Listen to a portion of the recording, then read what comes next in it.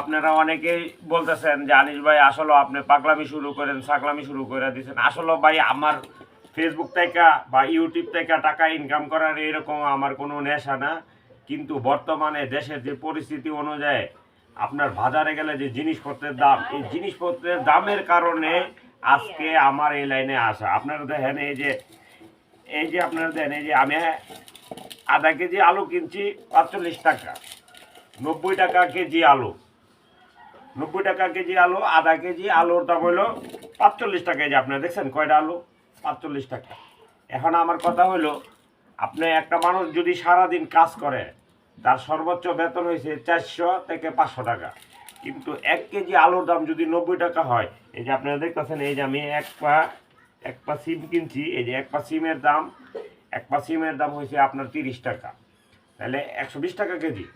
তো এইরকম পরিমাণ বাংলাদেশের প্রত্যেকটা জিনিসের উপর যেই হারে দাম বাড়ছে, এই হারে কিন্তু আপনার মানুষ টাকা ইনকাম করতে পারে না। মানুষের এখন চলাফেরা, সাধারণ মানুষ যারা আছে চলাফেরা করা খুব কষ্টের বিষয় হয়ে গেছে। আপনি ১০টা টাকা কেউ বেশি ইনকাম করতে পারে না, কিন্তু জিনিসপত্রের যে পরিমাণ দাম বাড়ছে আপনি বলেন। এই বছরের আগের বছর আলু আছিল সর্বোচ্চ ৪০ থেকে ৫০, আর এইবার বর্তমানে এখন ১ কেজি আলুর দাম ৯০ টাকা। আপনি চিন্তা করছেন এই যে হেরা যে আলুগুলা কিনছে, হেরা যে বাজারজাত করছে, এই আলুগুলা কয় টাকাতে খরচ পড়ছে? আর এই আলুগুলা সর্বোচ্চ খরচ পড়ছে ২০ থেকে ২৫ টাকা, কিন্তু ৪০ টাকা বেচলেই চলে। কিন্তু এই ১ কেজি আলুর দাম হলো ৯০ টাকা, আধা কেজির দাম ৪৫ টাকা। এইগুলা দেখার কোনো মানুষ নাই। এই দেশটা হয়েছে, বাংলাদেশটা হয়েছে লুটপাটের দেশ। এই দেশে সবাই রাজনীতি করে শুধু টাকা ইনকাম করার জন্য।